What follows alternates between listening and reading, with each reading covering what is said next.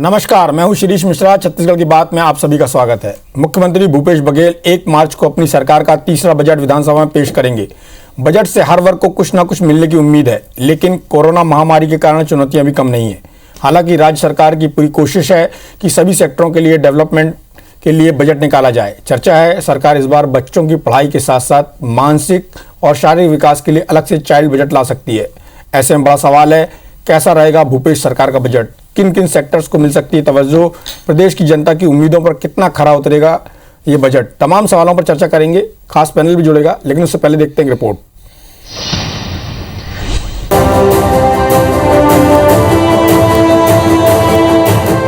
भूपेश सरकार 1 मार्च को अपने कार्यकाल का तीसरा बजट पेश करेंगे। बजट से हर वर्ग को कुछ न कुछ मिलने की उम्मीद है। हालांकि सरकार के लिए 2021-22 का बजट चुनौतियों से भरा होगा। दरअसल पूरी दुनिया की अर्थव्यवस्था को चौपट करने वाले कोरोना से छत्तीसगढ़ भी अछूता नहीं है, लेकिन छत्तीसगढ़ आर्थिक सर्वेक्षण की 2020-21 की रिपोर्ट थोड़ी राहत देने वाली है। जहां देश का जीडीपी विकास दर -7.73% रहा, वहीं छत्तीसगढ़ में यह आंकड़ा -1.77% रहा, जबकि कृषि और सेवा क्षेत्र के आंकड़े माइनस पर नहीं रहे। कुल मिलाकर खेती किसानी के क्षेत्र में बेहतर काम के कारण कोरोना राज्य की आर्थिक स्थिति को प्रभावित नहीं कर पाया। इसलिए राज्य सरकार वर्ष 2021-22 के बजट में सबसे ज्यादा फोकस कृषि के क्षेत्र में करने जा रही है। उम्मीद है कि कृषि के क्षेत्र में सरकार कुछ योजनाएं लाएंगी। सत्ता पक्ष का दावा है कि कोरोना काल में राज्य सरकार ने बहुत अच्छा काम किया है। केंद्र सरकार ने 20 लाख करोड़ का पैकेज अनाउंस किया और किया कुछ नहीं। गरीबों के लिए कुछ नहीं किया, मजदूरों के लिए कुछ नहीं किया। ऐसी परिस्थिति में छत्तीसगढ़ की कांग्रेस सरकार निश्चित रूप से इन चुनौतीपूर्ण परिस्थितियों में अच्छे से अच्छा बजट देगी। 2020-21 में भूपेश सरकार ने 94,000 करोड़ रुपए का बजट पेश किया था। इस सत्र में सरकार ने 3 बार अनुपूरक बजट पेश किया। इस तरह कुल बजट 1,02,000 करोड़ के करीब पहुंच गया। 2021-22 का बजट भी इसी के इर्द गिर्द रहने की उम्मीद है और सरकार इसी बजट से हर वर्ग और हर क्षेत्र के लोगों का विकास करना चाहेगी। स्वास्थ्य और शिक्षा के क्षेत्र के साथ चुनावी घोषणा पत्र के वादों पर सरकार बड़े फैसले ले सकती है। हालांकि विपक्ष के मुताबिक उन्हें इस बार के बजट से कोई उम्मीद नहीं है। पिछले 2 वर्षों की जो बजट देख रहे हैं उससे मुझे नहीं लगता कि भूपेश सरकार इस तरह से बेहतर एक बजट प्रस्तुत कर पाएगा। जिस तरह से सरकार जो है चल रही है और ऐसे ही अगर चलेगा तो मुझे नहीं लगता कि आने वाला समय में बेहतर हो पाएगा। कोरोना वायरस से जारी जंग के साथ प्रदेश की जनता को रियायतों का इंतजार है। ऐसे में उनके उम्मीदों पर कितना खरा उतरती है सरकार, ये तो सोमवार को साफ हो जाएगा। लेकिन जाते जाते आपको हर वर्ग की प्रमुख मांगों के साथ छोड़े जाते हैं। तो हम चाहते हैं कि ऐसा कोई टैक्सेशन हो कि जिससे प्राइस ऑटोमेटिक नीचे आई और पूरे राज्य का व्यापार बढ़े। सरकार से एक ही निवेदन है कि शिक्षा के उसमें थोड़ा सा नरमी बरतें और कोविड के जो मेडिसिन्स है उसको ज़्यादा से ज़्यादा अप्लाई कराएं। स्वास्थ्य को लेकर जो परेशानी या झेल रहे हैं उन सब से थोड़ी सी रिलैक्सेशन उनको मिले और वो उनके लिए थोड़ा सा सपोर्टिव होना चाहिए। जो बजट इसमें हेल्थ के रिलेटेड जो भी होंगे, पेट्रोल डीजल पे जो सेस है, जो टैक्स है, वो कुछ कम करने की कोशिश करे। युवा 2 चीज़ों पे बात करना चाहता है, एक है रोजगार और दूसरी है शिक्षा। जो बच्चे हमारे छत्तीसगढ़ के रहने वाले हैं तो सरकार उनके लिए ऐसा करे कि 5 जिलों के बीच में एक ऐसी बड़ी यूनिवर्सिटी बनाए ताकि उनको बाहर जाके पढ़ना ना पड़े, उनको सारी शिक्षा यहीं पे उपलब्ध हो जाए। तो अब ज़्यादा इंतजार बचा नहीं है। 1 मार्च को भूपेश बघेल जी अपना तीसरा बजट पेश करेंगे और जैसा कि आपने देखा, लोगों की अपेक्षाएं बहुत ज़्यादा हैं। चूँकि कोरोना काल में सारी गतिविधियां लगभग थम गई थी, इसलिए हर वर्ग उम्मीद कर रहा है। जो युवा वो चाहते हैं रोजगार मिले, जो लोग पढ़ाई कर रहे हैं वो चाहते हैं कि उनकी अच्छी शिक्षा हो। साथ में जो बिजनेस कम्युनिटी है वो अपने लिए अलग तरह से रिलैक्सेशन चाहती है। अलग अलग वर्ग की अलग अलग मांगें हैं, वो अलग अलग मंचों पर अपनी मांगें रख रहे हैं, मीडिया के सामने रख रहे हैं, अपने संघों में मांग रख रहे हैं, बैठकों में मांग रख रहे हैं।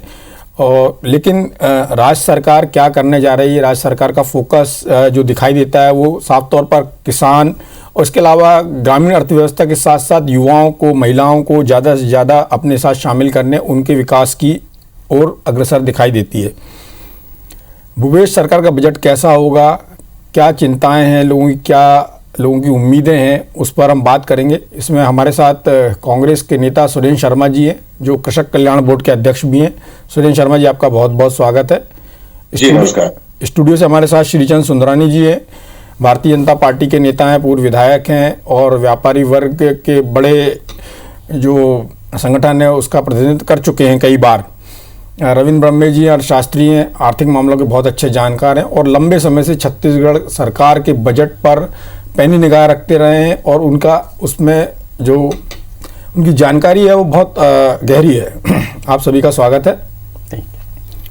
क्या लगता है ब्रह्मे जी आपको, ये कोरोना काल निकला है पूरा, उसके बाद सरकार को आप लगातार देख रहे हैं, करीब करीब 2.5 साल होने जा रहा है सरकार ने जैसे आने के बाद से जो चीज़ें की हैं, आपको क्या लगता है अब सरकार किस दिशा में बढ़ रही है? जैसा एक मीडिया स्पेकुलेशन भी है कि चाइल्ड और महिला एक बजट अलग से आ सकता है, लेकिन अभी तक कोई स्थिति साफ नहीं है। देखिए, एक तो सबसे पहले मैं ये कहना चाहूँगा कि ये थोड़ी सी एक राहत की बात है छत्तीसगढ़ के लिए, क्योंकि आपका कल इकोनॉमिक सर्वे आया है और उसमें उस तरीके से हमारे यहाँ मंदी का प्रभाव नहीं दिखा है। यदि आप देखें, आज तो 3rd क्वार्टर के रिजल्ट आ गए हैं नेशनल लेवल पे और नेशनल लेवल पे प्रेडिक्ट कर रहे हैं कि -8% की ग्रोथ होगी, ऋणात्मक हो रही है देश की, जो बजट में 7.7% वित्त मंत्री ने कहा था, तो उससे थोड़ी सी बढ़ गई है। तो ऐसी स्थिति में यदि ये स्थिति हमारे यहाँ है कि यानी हम 1.5% या 1.77% के लगभग हमारी यदि अर्थव्यवस्था में गिरावट आ रही है, तो ये एक थोड़ा सा स्पेस देती है फाइनेंस मिनिस्टर को और जो कि मुख्यमंत्री हैं कि वो बजट किस तरीके से लाएं, और काफ़ी दिशा इस पे जो बजट की रहेगी निर्भर इसलिए करेगी कि आप देख रहे हैं कि इस गिरावट में खासकर जो कृषि क्षेत्र है उसकी जो वृद्धि दर है वो पिछले साल की तुलना में भी इस साल ज़्यादा है।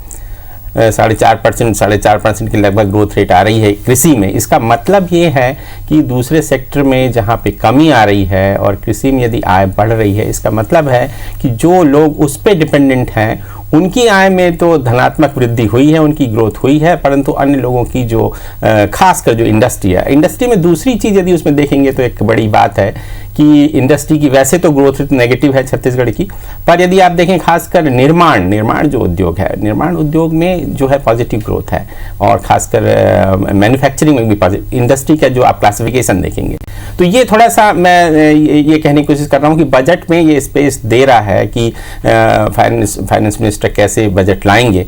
और निश्चित रूप से जो कि सरकार की जो स्ट्रेटेजी है, इसकी रणनीति रही है सरकार की, ज़्यादा फोकस इनका कृषि और ग्रामीण विकास पे इनका रहा है लगातार पिछले 2-2.5 साल से हम लोग देख रहे हैं, और उसको वहाँ उसका प्रभाव कुछ पड़ा है और वहीं पे फोकस बजट का रहने वाला है। तो 2 एरिया मैं देखता हूँ बजट जहाँ पे फोकस रहेगा। एक तो निश्चित रूप से बजट का फोकस स्वास्थ्य में होना चाहिए, सबसे पहले स्वास्थ्य है, तो स्वास्थ्य पे कुछ जो एलोकेशन होगा, अभी जो कुछ घोषणाएं हो रही थी कि हम जो है सरकार ये आपकी जो वैक्सीन है उसको फ्री करेगी, कल ही ये बात हुई है, तो इस प्रकार की कुछ घोषणाओं की मैं एक्सपेक्टेशन कर रहा हूँ और होनी भी चाहिए, सभी लोगों की मांग है।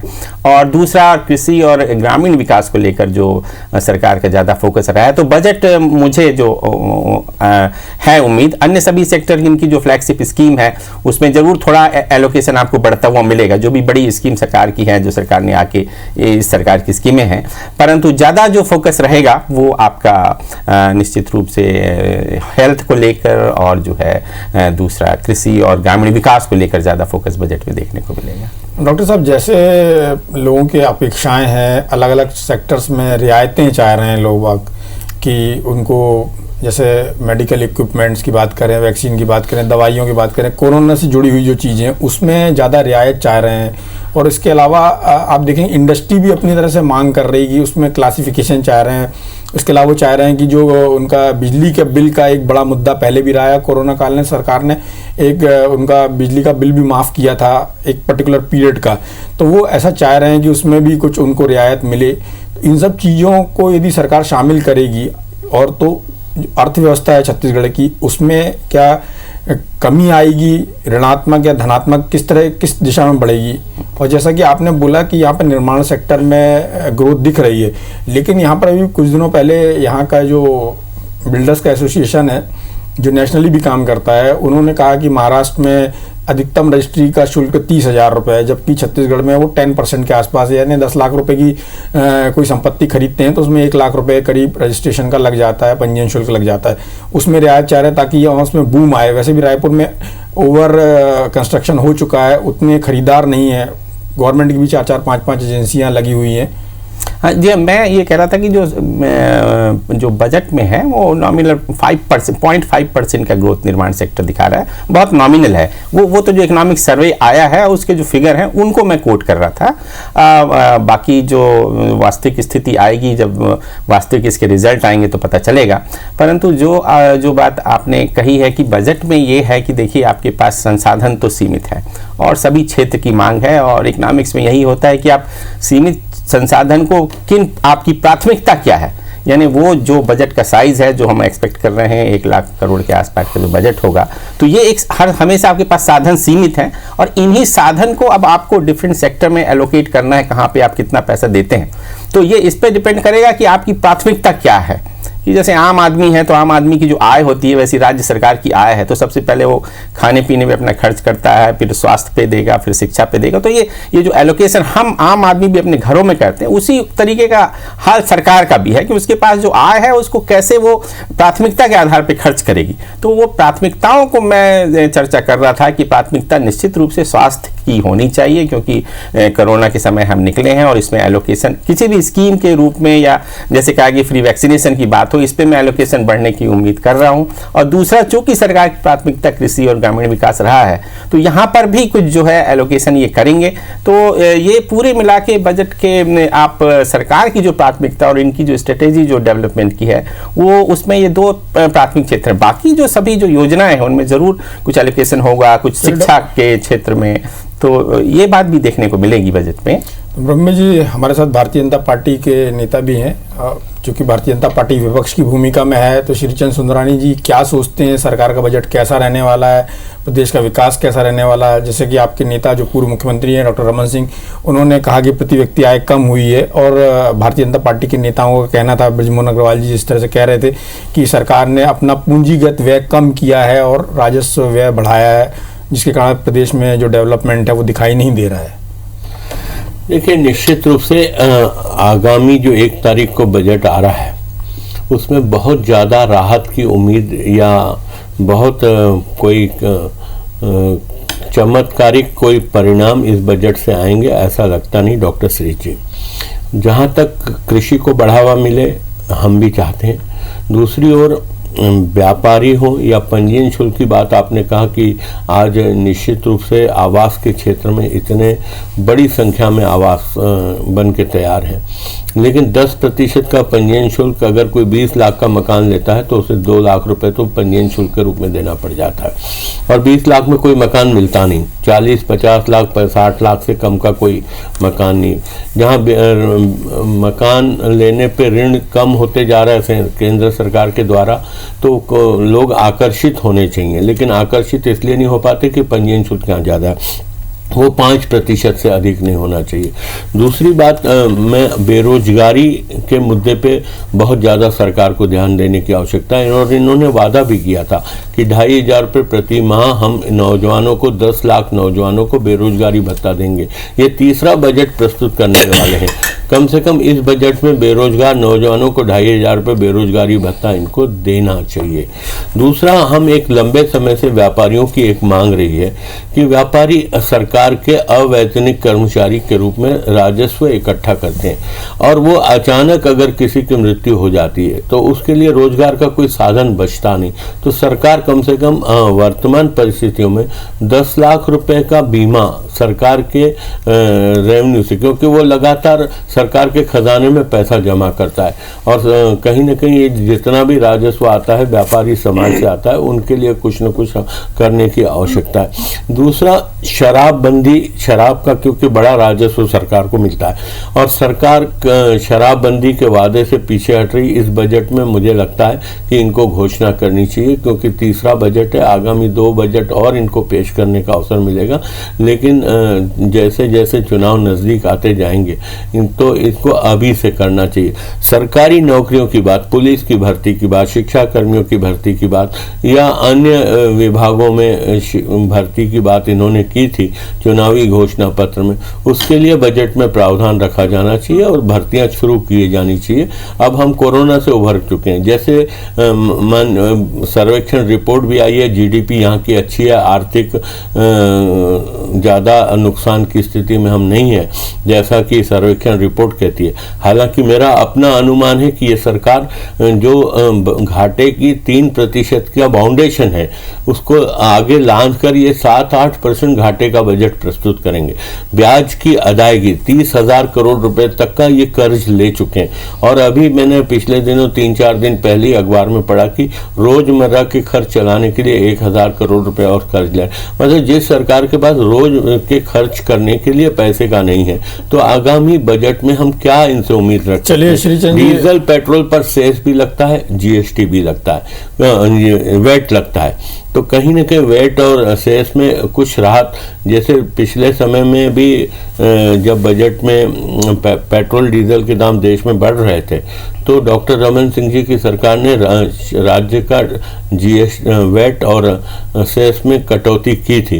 तो इस सरकार को इस बजट में कटौती हमारे साथ कांग्रेस के नेता, ब्रेक पर जाने से पहले हमने भारतीय जनता पार्टी के नेता श्रीचंद सुंदरानी जी और अर्थशास्त्री रविंद्र ब्रह्मे जी को सुना।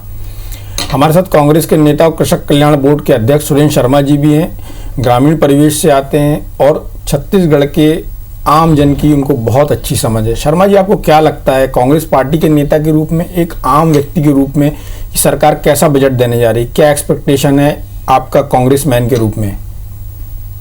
देखिए डॉक्टर सुरेश मिश्रा जी, ब्रह्मे जी ने एक बात कही, किसी भी सरकार की एक प्राथमिकता होती है और जिस तरह से परिवार में भरण पोषण एक प्राथमिकता होती है पहले, उसके हिसाब से फिर वो आगे की योजना बनाते हैं। मेरा अनुमान ये है कि छत्तीसगढ़ की सरकार जो है गांव, गरीब और किसानों को प्राथमिकता पर रखेगी, क्योंकि हमारा जो आर्थिक सर्वेक्षण है वो भी ये बताता है कि हमारा जो कृषि क्षेत्र है वो पर्याप्त सबल स्थिति में है और हमको ताकत देने की स्थिति। इसके अलावा छत्तीसगढ़ के भविष्य को ठीक करने के लिए जो कुपोषण की एक बड़ी समस्या है, अगर हमारे बच्चे कुपोषित रहेंगे तो आने वाले भविष्य में छत्तीसगढ़ के भविष्य का निर्माण कैसा होगा। हमारे माननीय मुख्यमंत्री जी भूपेश बघेल जी कुपोषण से सुपोषण की योजना उन्होंने पिछले वर्ष शुरू किया था। मेरा अंदाज ये है कि बच्चों के सुपोषण की दिशा में भी सरकार काफी काम करेगी। इसके अलावा स्वास्थ्य संबंधी जो कोरोना का आकस्मिक रूप से संकट आया और कोरोना के चलते हमारे सामने नई नई चुनौतियां खड़ी हुई, नए यानी पिछला जो वर्ष है 2020 का वर्ष, वो पूरे विश्व के लिए एक सबक लेने वाला वर्ष रहा है और हमारे छत्तीसगढ़ के लिए भी इससे बहुत सारे सबक निकलते हैं। उसे सबक लेके स्वास्थ्य सुधार की दिशा में क्या किया जा सकता है, वैक्सीनेशन के संबंध में, टीकाकरण के संबंध में क्या किया जा सकता है और कितना ज्यादा अपने छत्तीसगढ़ राज्य की जनता को सुरक्षित रखने में हम सफल हो पाते हैं, इस दिशा में भी निश्चित रूप से बजट में प्रावधान होगा। जहां तक प्रश्न है कि बेरोजगारों को काफी तादाद में लोक निर्माण में और अन्य विभागों में, निर्माण कार्यों में एक ई श्रेणी का जो उनको लाइसेंस दिया गया है कि वो भी ठेकेदारी कर सकते हैं अगर ग्रेजुएट हैं, तो इससे काफी लोगों को रोजगार सृजन की दिशा में इस काम को और बढ़ाया जाएगा और मेरे ख्याल से इसमें इसकी सीमा में कुछ इजाफा होना चाहिए, ऐसा मैं सोचता हूं कि ऐसा करना चाहिए, क्योंकि ये बहुत अच्छी बात है। और मुख्य रूप से डॉक्टर साहब मेरा कहना है कि देखिए, जैसे गांव का मजदूर है या गांव का किसान है या कोई भी व्यक्ति हो, तो छत्तीसगढ़ में 90% लोग कृषि से संबंधित लोग हैं और वही उपभोक्ता भी है। तो अगर हमको छत्तीसगढ़ के व्यापार को अगर बल देना है, अगर हमको छत्तीसगढ़ के उद्योग को बल देना है, अगर छत्तीसगढ़ के निर्माण कार्यों को बल देना है, छत्तीसगढ़ के जो सेवा के क्षेत्र हैं उसको अगर ताकत देना है, तो इसके लिए जरूरी यह है कि उपभोक्ता के पास पैसे हो। और उपभोक्ता के पास पैसे पहुंचाने के लिए पिछले 2-2.5 साल में इस सरकार ने जबरदस्त काम किया है और मेरे को लगता है कि आने वाले समय में ये प्रक्रिया जारी रहेगी और छत्तीसगढ़ के उपभोक्ताओं को मजबूत करने की दिशा में सरकार निश्चित रूप से कई तरह के कदम उठा सकती है। हालांकि कोरोना के कारण और एक जीएसटी के कारण बहुत सारे हाथ बंद गए, उसमें कर वसूली के संबंध में केंद्र सरकार के साथ जो समझौता है उसके अधीन है हम। कुछ क्षेत्र ही ऐसे हैं जिस पर सरकार टैक्स वसूली कर सकती है। इन विषम परिस्थितियों में जिस तरह से बहुत ही अच्छे ढंग से पिछले 2-3 साल में सरकार ने मुकाबला किया है और भारत के अन्य राज्यों के अनुपात में या केंद्र राज्य के अनुपात में हमने जो बना के रखा। शर्मा जी से संपर्क हमारा टूट गया है। डॉक्टर साहब, यदि मैं पूछूं कि सरकार, एक लाइन में पूछूं कि सरकार सबसे बड़ी क्या घोषणा कर सकती है? मुझे लगता है निश्चित रूप से ये जो है आपकी मैं दो चीज़ों को रख रहा हूँ, एक स्वास्थ्य से रिलेटेड और दूसरा कृषि और ग्रामीण विकास रिलेटेड। यही घोषणाओं का केंद्र बिंदु रहेगा इस बजट में, मैं एक्सपेक्ट कर रहा हूँ। एक दूसरी जो चुनौती है वो ये है कि सरकार के पास चूंकि राजस्व पे दबाव है तो एक चुनौती रहेगी अपने घाटे को नियंत्रित करने की चुनौती रहेगी। किस लिए? इसलिए अभी ये हुआ, आप देखें तो इस बार जो केंद्र से जो टैक्स डिवोल्यूशन होना था राज्य सरकारों को, तो उसको केंद्र सरकार ने बता दिया अपने बजट में कि हम 30% कम कर रहे हैं। 30% कम टैक्स का डिवोल्यूशन तमाम स्टेट गवर्नमेंट को हो रहा है। तो इस कारण ये एक दबाव राजस्व पे है सरकार के, तो इस कारण ये जो घाटा बढ़ेगा, जो ऋण की बात हो रही थी, उसको एक नियंत्रित करने की जो चुनौती होगी वित्त मंत्री के सामने। सुरेंद्र शर्मा जी हमारे साथ फिर से जुड़ गए। शर्मा जी, आपसे संपर्क हमारा टूट गया था। यदि मैं पूछूं कि इस पूरे बजट में सबसे बड़ी घोषणा क्या हो सकती है तो आपका क्या जवाब होगा? इसमें सबसे बड़ी घोषणा ये हो सकती है कि गोधन न्याय योजना के तहत कृषि के जो कृषि गरुआ, नरवा, गरुआ, घुरुआ बारी, इस दिशा में जल संरक्षण की दिशा में और प्राकृतिक संसाधनों के दोहन की दिशा में, वनोपज के उपयोग की दिशा में, इस दिशा में कोई बड़ी घोषणा होगी ऐसा मेरा। चलिए, शर्मा जी का कहना है कि कई सेक्टर्स हैं जो उन्होंने बताया, जो ग्रामीण अर्थव्यवस्था और वनों से जुड़े हुए मामले हैं, वहां पर सरकार एक बड़ा निर्णय ले सकती है। श्रीचंद जी, आपको क्या लगता है, विपक्ष के नेता के रूप में एक व्यापारी वर्ग का प्रतिनिधित्व करते हुए आपको क्या लगता है, सरकार कौन सी एक रियायत दे सकती है व्यापारी वर्ग के लिए या आम जनता के लिए? मुझे नहीं लगता कि ये किसी भी प्रकार की कोई घोषणा कर पाएंगे। 1 लाख करोड़ का बजट जरूर है इनके पास, उससे भी अधिक बना सकते हैं, लेकिन कोई आम जनता के लिए राहत की खबर कोई इस बजट से आएगी मुझे कहीं नहीं लगता। ये पिछले साल खरीदे गए धान का पैसा अभी तक नहीं दे पाई। चलिए, मुझे उम्मीद थी कोई सकारात्मक जवाब होगा, आपकी उम्मीद होगी, लेकिन अभी भी आप विपक्ष की भूमिका में, खैर आप अपनी भूमिका बहुत अच्छे से निभा रहे हैं। इस चर्चा में भाग लेने के लिए आप सभी का बहुत बहुत धन्यवाद। नमस्कार। Thank you.